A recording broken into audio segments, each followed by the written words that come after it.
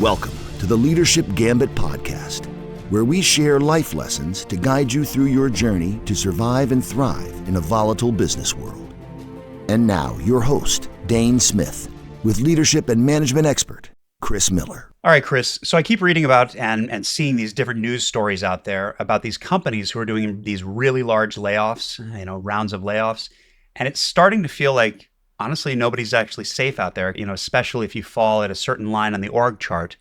So one of the stories that I keep remembering it was about a factory worker over at Tesla who was working 16 hours a day, sleeping in his own car just to hit these production targets.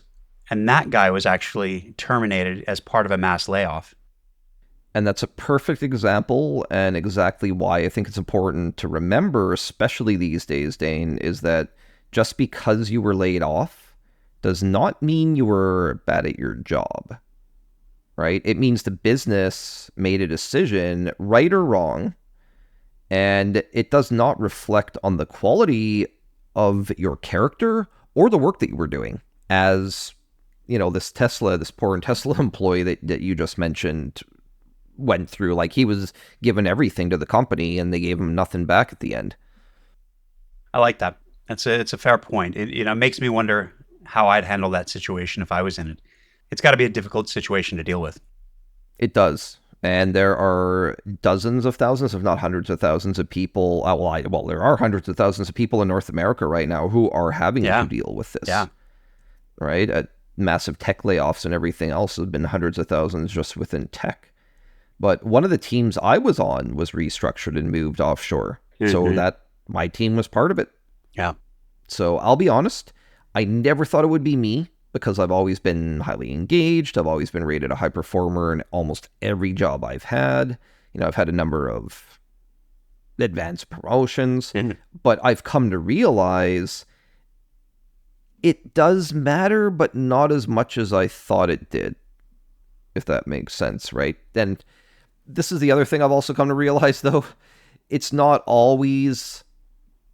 as you move up, you will have to make a bunch of major decisions along the way on, do I take this path or do I take that path? And not every single one of those is going to be right in hindsight. And unfortunately, that just is what it is. You just have to take that as a lesson learned. Chalk up the loss. Again, it is what it is. There's certainly a correlation between unemployment, addiction, depression, and other self-destructive behaviors that people need to be careful about. There is, and I've seen those studies as well, and it definitely can be tough mentally. Now, that being said, there are also lots of stories about people who take those situations and reinvent themselves, or they find a new path for themselves, right? And they become very successful as a result. I think a lot of it will come down to, obviously, your socioeconomic environment, but some of it will also come down to your mindset and what you make out of it. And obviously, some is going to be dependent on your personal financial situation, but mindset will be the difference. If the other things are somewhat okay, the mindset's going to be the big difference there. Yeah. So what kind of things do you think people can start to do to prepare for a possible layoff? And let me be clear on this. I realize that you can never actually be prepared for a layoff. It's such a shock and you're thrown off guard. But I feel like there may be some things that people can start to do to be prepared. I'll give you an example. You always coached us on the team to have our resumes and our LinkedIn profiles up to date because it's easier to keep it updated, with a clear head versus during compounding anxiety in a situation like that. Absolutely. And actually, my top one, Dane, would be live within your means, no matter what that looks like, right? I can tell you in my mid-20s, I was trying to build my own business in, of all things, like furniture and leather repair, and it failed. And, I actually did some kind of financial analysis and realized that I could squeak out a meager living, but it wasn't something that I would be super proud of or loving. So I ended up packing up all my stuff, moving across the country, and I moved back in with my parents temporarily. A few months later, a friend followed me out there, and we ended up moving together into a small apartment, and we were living paycheck to paycheck while I worked at a call center. He did construction, and we were in this situation for a couple of years. And there were actually times during this time I had to choose between paying my phone bill and buying food, right? Like a treat for me was being able to go, and yes, this was like early 2000s, but or mid 2000s, somewhere in there. But this was like a treat for me was going and renting a game on the weekend for $7, like having the money to do that, right? And I was basically in this constant state of low-level anxiety at the time. But that being said, something I started doing even back then was putting $10 aside from every paycheck into an emergency savings fund. And I made that a habit of being the very first thing I did when I got paid, even when I had nothing. It's a good habit to build. And as you work your way up in your career and your income, you can start allocating more and more savings for investments, right? Also, do not live off credit if you can avoid it. Trust me, when I was in my early 20s, I did, and it did not go well for me. Yeah, that's really good advice. That's really good advice. All right, so we're talking about preparation. Before we move on, is there anything else regarding preparation that you'd recommend? Yeah, and I think we need to be clear, Dane, like these things are going to make it easier when it actually happens or if it actually happens, right? But the goal is to lessen the mental and emotional impact that it causes. I can see that. Which is really the only thing that you can control in that situation. You can't control the environment. You can't control the situation itself. All you can control is how you react and respond to it. So what really changed things for me was investing in myself and starting to focus on personal and career development. And, that's really not something that should only start happening when you've already been laid off. But if that is the case and you are, it's a great time to start, right? And it's something that you should be doing regularly or start to maintain doing regularly. And I can tell you from my experience, when I pivoted from spending my non-working hours on hobbies and started focusing on my own development, that was one of the biggest factors in me getting a 400% salary increase within a year. The point here I'm trying to make is I'm confident it was because I started focusing on the personal professional development in my downtime that allowed me to accomplish achieving that. Yeah, I can definitely see how building those kind of habits, when you're in the situation you're describing, made it easier for you to maintain, we'll just say some degree of self-control as you become more established throughout your career. Yeah. Exactly. Right. Because those habits are already there. So like you build the habit of putting $10 when you have nothing. Suddenly when you have thousands that you can put off your check, right? If you get to that point, now you don't even do it without thinking about it. You just start using that money as an active investment vehicle, right? Like you build off of it essentially. So you take the habit and you build off it, and that's how you're going to accumulate wealth over the long term. I'll be honest though, Dane, I'm glad I had to go through all those rough times because I firmly believe, like when I was barely getting by, when you're going through all that tough stuff, it's what enables you to build resilience so that you get through the tough times. Because, you've been through them, you can get through them. And that gives you kind of that grit and that resilience that you tell yourself, yeah, this is going to suck, but I know I can do it, or I know I can get through it. Yeah, they say that it what do they say? It toughens the skin, or it thick skin. It's still, it's just not a thick skin. Yeah, it's just not something that I don't think I'd volunteer to go through something like that just so that I could say it. That's fair. I don't know. But Dane, I would actually say one of my last recommendations to actually prepare is to build a bit resilience by taking some risks, making some mistakes, doing things that actually challenge you or are difficult for you at the start, right? That's how you're going to build resilience, and you're going to teach yourself and train your brain that, you can get through it so you don't get consumed with anxiety and petrified with fear. Yeah. So before we go on, let me make sure we've got the things from the preparation side. So we've got living within your means, starting to put money into an emergency fund while you're still working, investing in yourself and starting to focus on personal and career development. Yep.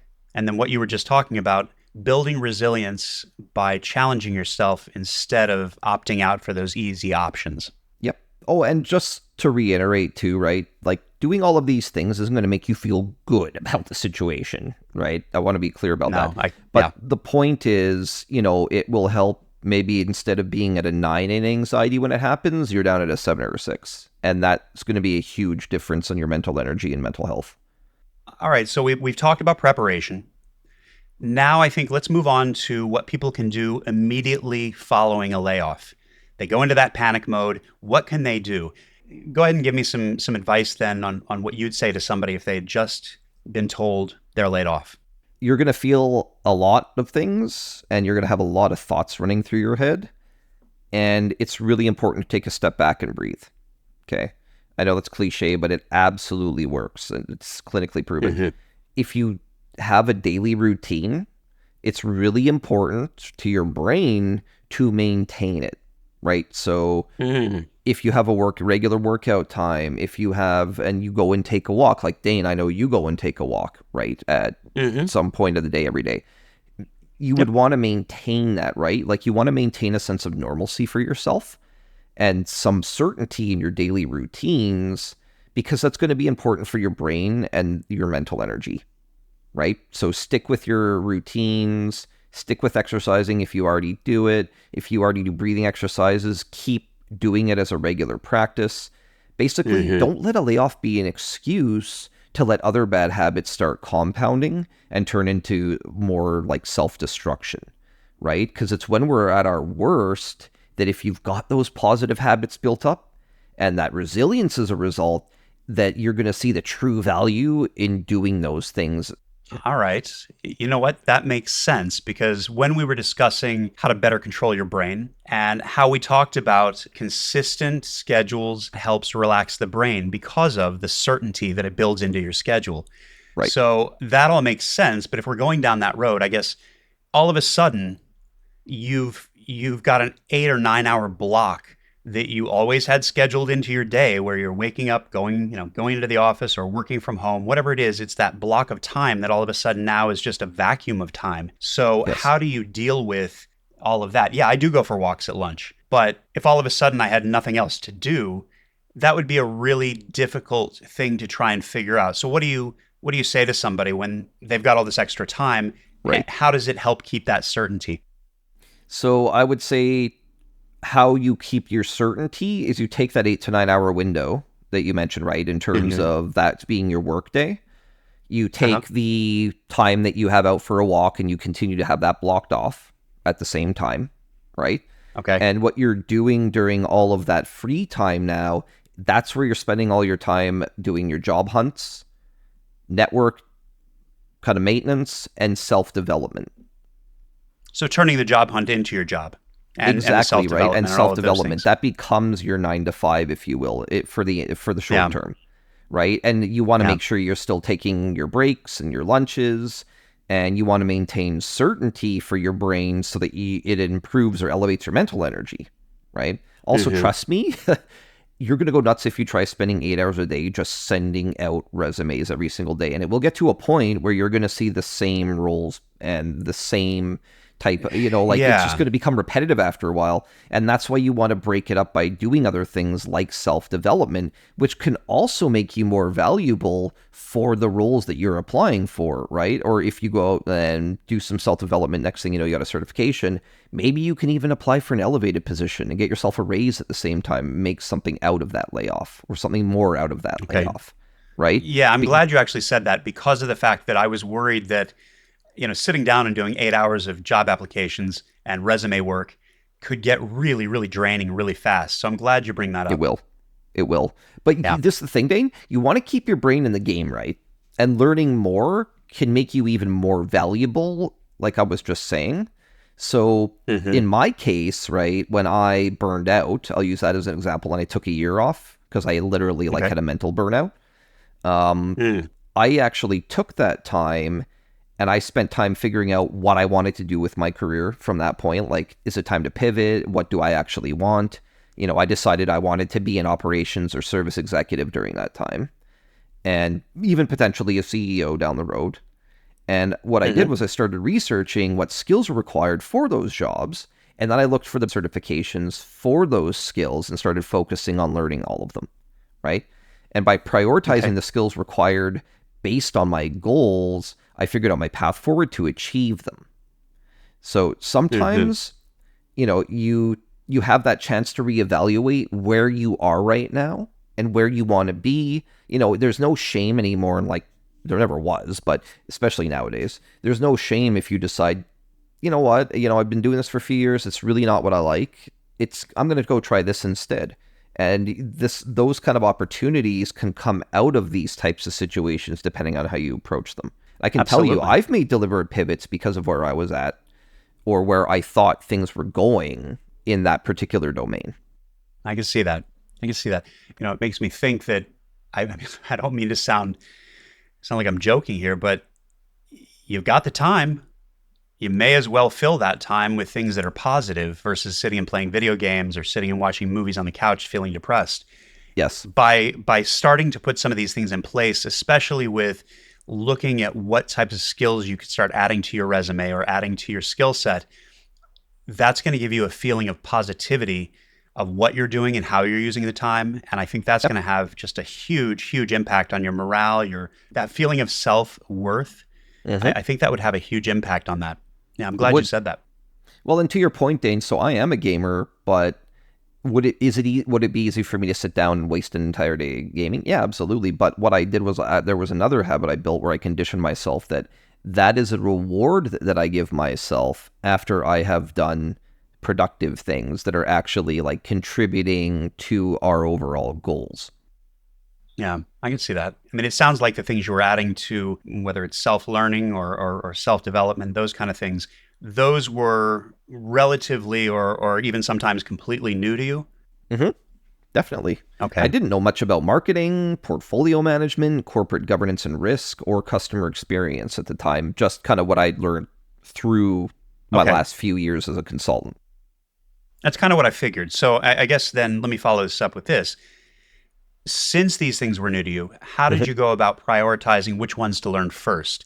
I mean, especially with the things you've been describing, and I know you well enough to know you were focusing on really, really big topics. How did you sit down and say, oh, wow, there's 10 things I need to be learning to move into the positions I want to be moving into? Where did you start with prioritizing that? So I literally went in and I made a list for myself of kind of all of the certifications across those executive roles that I'd looked at. And I started categorizing them by the type of certification it was relevant to in terms of like business domains or whatever. And as I started going through and kind of reading the summaries on each of them and the high level details, the ones that I felt were the most interesting to me, right, or held the most appeal, I started digging into those first. It really was that simple. Also, some certifications were cost prohibitive, right? So I had, or some of them had requirements that I just didn't meet. So those ones I just kind of put in the parking lot. But once I picked the ones that I did some research then into the best or most recognized certifications for those specific things, right? Whether it was change management or customer experience, etc. Where there were no recognized certifications, I actually went with online sites that were recognized. And where there were recognized certifications and I had, either the qualifications or the experience, I would start doing those, right? Like pay for the books and just start self-studying them. And I also tried to find skills that were transferable across companies and industries that weren't too specialized to one domain or one industry type. So in other words, you're saying you want to stay mentally active and focus on what gives you the best return on investment when it comes to investing that time and learning different things. So it's transferable, things like that. That's where you're putting the energy. Okay. Yes. So I'll just give you an example, which was my project management certification, my PMP, which I did years ago, right? I was able to more than double my salary within 2 months, right? And I was up more than 5 times within 6 months. Now, I need to be clear, though. I got really lucky. And that's not the norm, right? The norm I usually see is like a 30 to 50% increase for a lot of people. But even that within itself for most people would be life-changing. And these were certifications I did, by the way, at the time, like the PMP I mentioned. I did that while I was working full-time. And it was just kind of dedicating and saying, you know what? My weekends and evenings, I'm going to spend my time studying. And that's exactly what I did, right? And they're not multi-year degrees that require all of these kind of things. But what happened is it put me in the 6-figure salary club since I was 30 years old, and I've been there ever since. Okay. Right? And there's so much information out there that anybody can go and get for free. It's just make sure that you check your sources, I would say, or check multiple sources and then kind of validate if they're consistent, if there is massive gaps in them, which one is actually correct, those kind of things, because there's a lot of bad and bunk information online.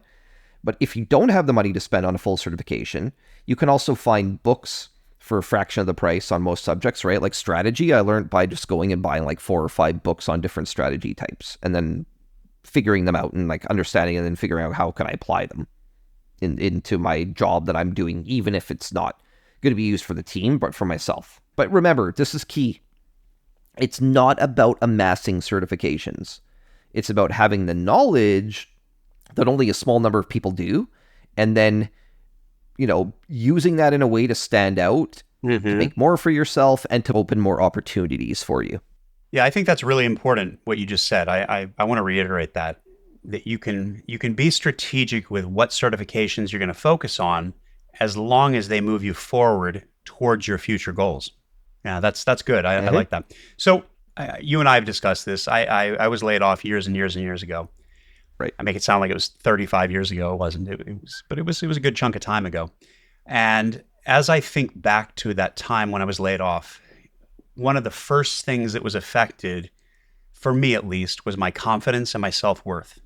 I questioned everything. I thought I was in a position where I thought I was doing a good job.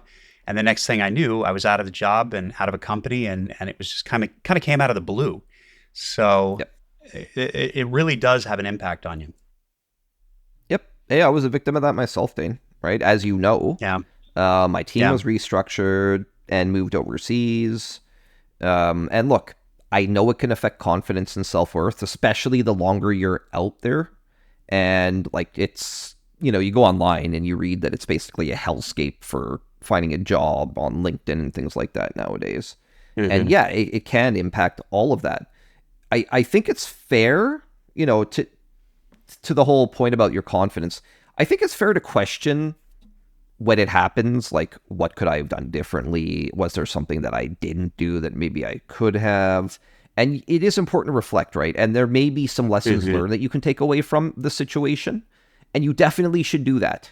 But I cannot stress this part enough. Do not dwell on it. Okay? Yeah. If you were part of it on a team or department that is eliminated in a restructure, it doesn't matter that you're high performing or not. It's not personal. And I know it feels really personal at the time, but as anyone who has been on the other side and survived a restructure knows, it really was never personal. It was, we had a number that we had to hit, and people below this line, we didn't have a choice. When I say don't dwell, that goes for resentment too. What do you mean? Well, it doesn't help, and you don't benefit yourself at all if you sit there resenting the decision makers at the company and your previous manager and everybody else around you, right? Okay. That you used to work with.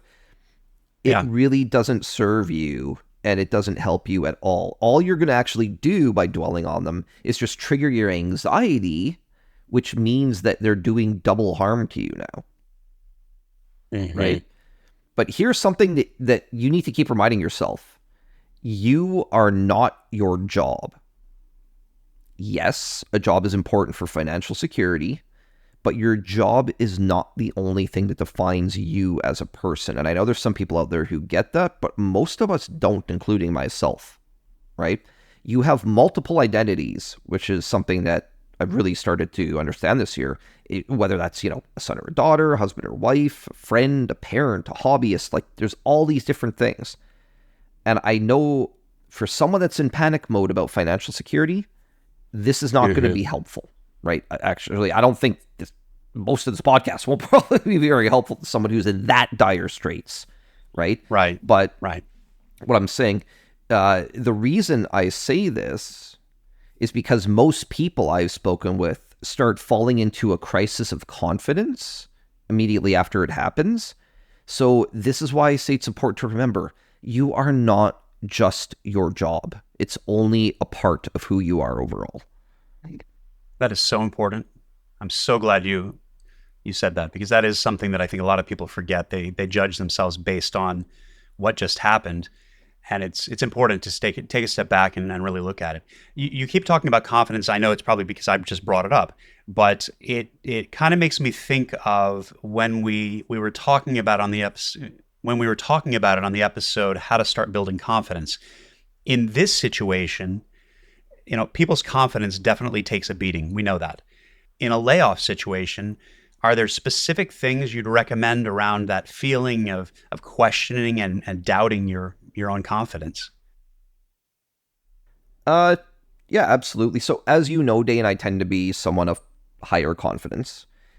And I tie my mental energy and my confidence, like I find that there's a relativity there, right? There's an association. So when my mental energy is really high, and my brain is kind of firing all cylinders, and I'm either absorbing something really quickly, or I'm learning something really, really well and absorbing information, that kind of thing. All of that happening, yeah, I feel at my most confident when I'm in that kind of mode, right? So, I mean, confidence at the end of the day really comes down to the individual. But what makes me feel confident won't necessarily make you feel confident. Maintaining healthy habits if you already have them, or taking the opportunity to start building them now, that is something that can help with your confidence, right? Practicing those healthier habits consistently is something that can make you feel more confident, right? Because let's say you exercise for 30 minutes to 40 minutes a day. It's something that you didn't do, you start doing it now. It's the equivalent of an antidepressant, like a chemical antidepressant, by doing that exercise, right? It's shown to have even better effect than some of those antidepressants. So remember, I can see that. And when it comes to confidence, keep what I just said in mind, that you're not just your job, right? You've got lots of positive qualities. And also, try to remind yourself of those positive qualities daily and surround yourself with positive influences and people, right? The worst thing you can do is to spend time with negative people or negative influences in general, because it's easy for those things to pull you down and to drag you down emotionally and mentally, right? So I'd recommend spend a lot of time reading, learning new things, pull together ideas, that you can potentially talk about or leverage in your next role. Carve out time every day to do things that make you feel good. Say something positive about yourself every hour, and above all else, remember that life is going to be ups and downs for everyone. Nobody gets a linear, great, things start good and they're just always better and better and better. Right. That's not anybody's life. So the downs are when we can build that resilience, that grit, that, discipline, and many other great behaviors. And if you think about it, if you can start putting in better behaviors now that you didn't have previously, when things get good again, it's only going to accelerate the good times, because you've got all those other good behaviors you've built that foundation on top of. Yeah. Right? And here's an exercise that I find it helps a lot of people, Dane. All right. Picture yourself out 6 months or a year from now. You're in a new job, and that anxiety that you feel today is gone because it's only short-term and temporary in terms of our life. That makes sense. That's a good one. I can see how that would kind of elevate your mind a little bit and get it away from what it's focusing on in the here and now. So there's one more aspect that I think we're going to need to talk about. It's a very personal one for people, but aside from what we've talked about here with building up a savings, we haven't talked much about the financial side of living through a layoff. Things like a mortgage, your insurance, car payments, those don't stop just because you got laid off. So if I was sitting in that situation right now, I know for me, that would be one of my biggest concerns. And as I mentioned, these are really personal things, finances, because everyone's in a different place. But I do think we should talk about it just a little bit, because it's probably such a major source of anxiety for others. I agree, Dane. I mean, for the most part, it's probably one of the if not the biggest source of anxiety for people, right? Here's the problem. I'm not a financial advisor. That's why I didn't want to talk too much about it. I would highly recommend, if you're in that level of dire straits, like financially, go talk to a financial advisor or go talk to a debt specialist or something like that who could potentially help. But even any basics, I realize that, and I appreciate you saying that, but I feel like there may be just some basics that that people could put in place around that? Well, I can tell you, yeah, there are certain things that I recommend everybody do, regardless of kind of where you are, whether you're an executive who's been laid off or frontline. Time to tighten up your lifestyle for a lot of people, right? Most people overconsume. I can tell you up in Canada and the US, I know that more than half the population is living off of credit cards and credit, right? So there are things you can do that you should do. So start to write a budget if you don't have one. Okay. If you don't actually have a budget written, write one out and figure out what your bare minimum spend per month is, right? Cutting back on entertainment and other consumption to only your basics, right? Your living, your food, maybe, your Netflix or one subscription account or something like that. So you have some form of entertainment, but like, what is the minimum that you can get away with, and go and figure out what that number is, like, immediately. All right. And I will say one huge hidden expense. So this is something I did, Dane. Like, I was going through and talking to my wife and saying, well, let's look at like where we can potentially make cuts, because, maybe there's money being wasted, and subscriptions was one of the biggest hidden expenses for me. So I went through mine, and I ended up being able to cut like $200+ a month on subscriptions that I wasn't using, that I'd forgotten about, or had just kind of let them run because it was only $10 a month and it was still supporting or whatever. But it was able to claw that back. And I think this is a big one for most people, because studies have shown, even recently, over 80% of people don't know what their monthly subscription costs are right now. Right? So be part of the 20%. I'd have to add mine up. If you want the truth, I'd probably have to sit down and add mine up. I ought to do that. There you go. I would also say use credit as a last resort if you can afford to, because credit is actually stealing money from your future self to fund your present self, right? But if you're struggling to find full-time roles in your industry, you can consider contract or temp work, and there's online companies that you can reach out to that do hub work and things like that you can try to get plugged into, right? Okay. If you haven't implemented spending tracking... What is hub work? What is hub work? Hub work would be like driving for Uber or doing odd jobs for people. Okay. All right. Yeah. Right? And there's sites and boards that you can go to for that kind of stuff. Yep.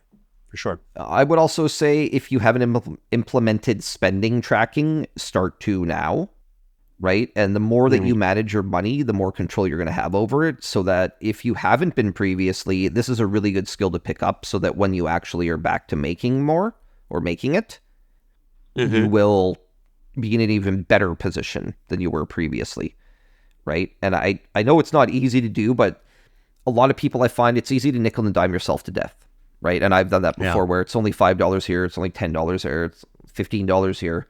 And eventually it's like, oh, well, that all added up to $400 this month. Yeah.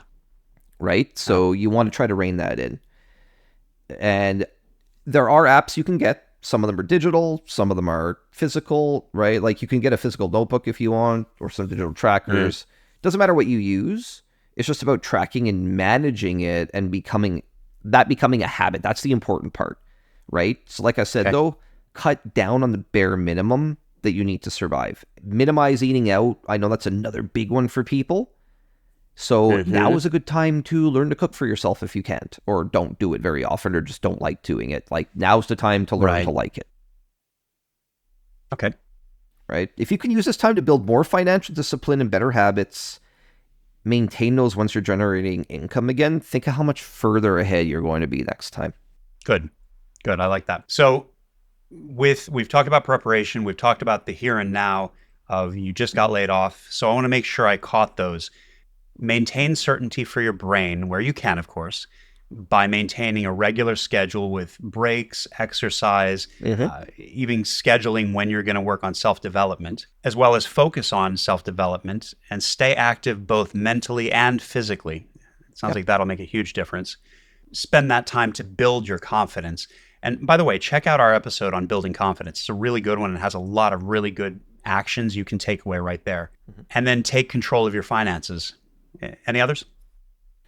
Yeah, one last one. So stay socially active and tap your network. Okay. Most of my opportunities have actually come through my network.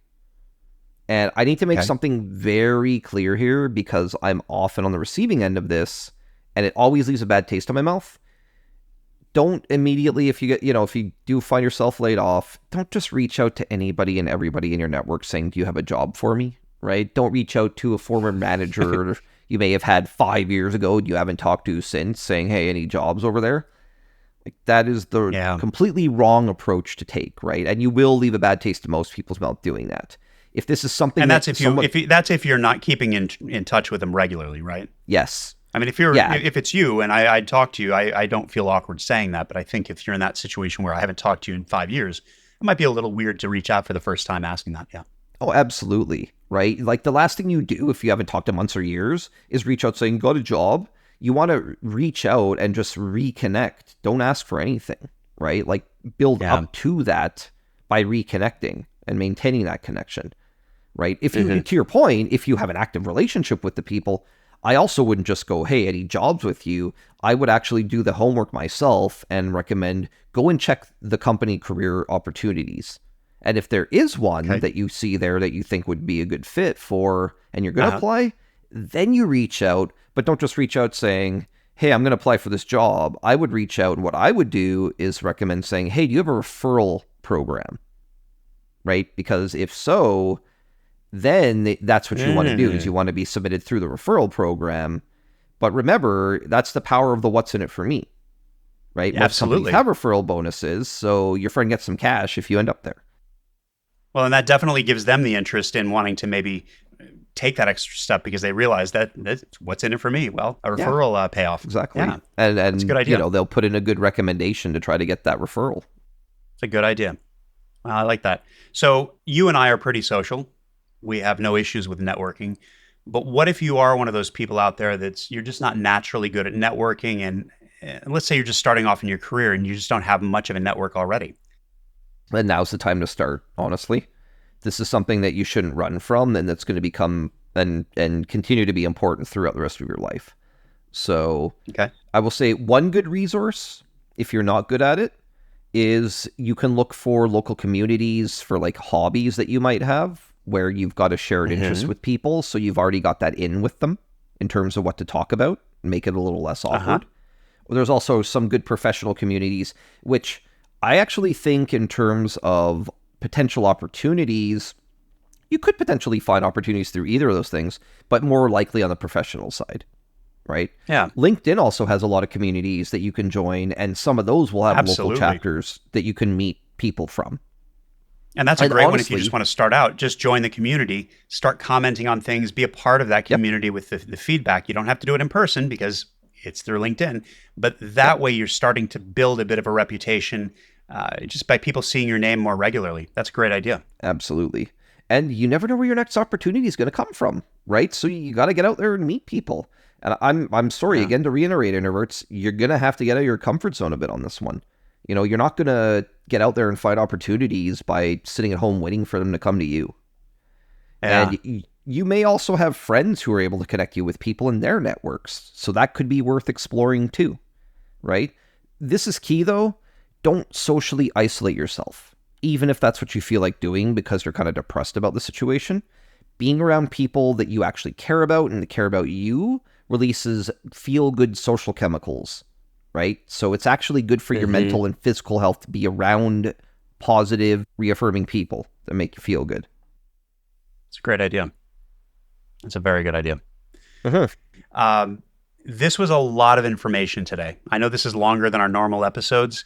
Can you go ahead and just kind of give a Cliff's Notes overview from today of what we talked about? Okay, so we talked about things that you can do to try to help yourself before it even happens. Those included building a savings habit, even if it's $10 a paycheck. Living within your means financially, even if that means living kind of in austerity for a little while, right? Avoiding living off credit if you can. Building positive habits like exercise and eating healthy, those kind of things, right? All of these things soften the blow when it happens. Yeah. Now, They don't fix if it, but happens, they soften the blow. Yeah, they soften the blow. They don't fix it.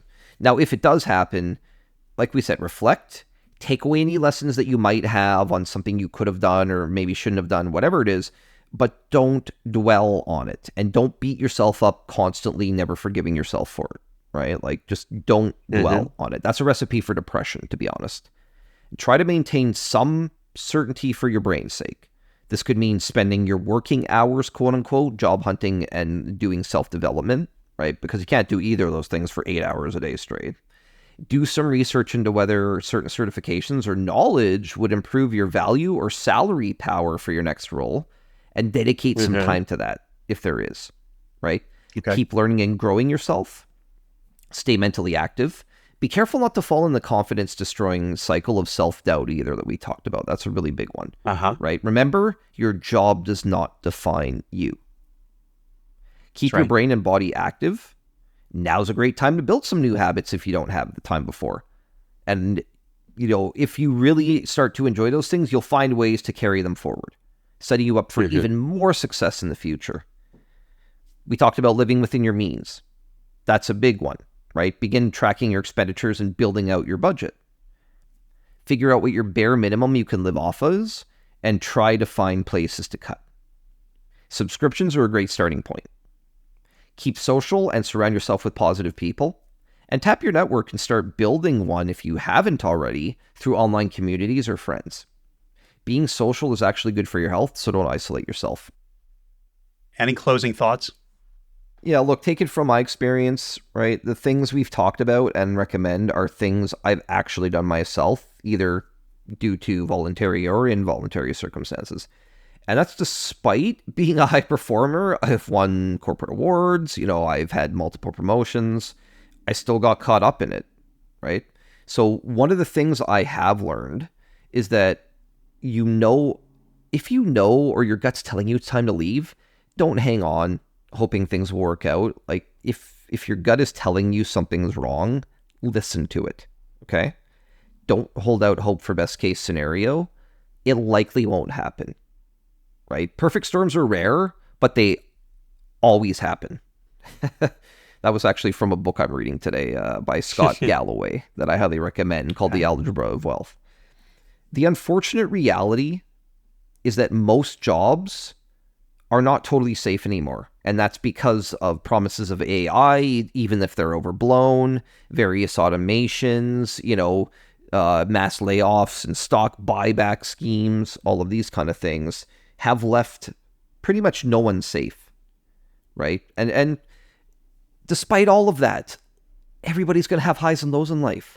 And the lows are going to be our truest test of character and where we build our grit and resilience, right? But it's also a place where we can sow seeds for larger success later. Remember that not long into the future, you'll be looking back thinking it wasn't as bad as I thought it would be. And with the right mindset and self-development, you might be able to come out the other side much stronger and even more resilient than you ever have been. If you find yourself in that position, good luck out there. Stay safe, stay healthy. Good stuff, Chris. Appreciate it. All right, everyone. We appreciate you taking the time to listen today. We really hope you got something out of this. And we really appreciate it. So, Chris, once again, thank you. We'll talk to you all soon. This has been the Leadership Gambit podcast with your host, Dane Smith, and leadership and management expert, Chris Miller. If you like our content, don't forget to like, subscribe, leave a comment or review, make a donation, and most importantly, share us with others in your network. Visit us at www.theleadershipmovement.net for more content and helpful business resources.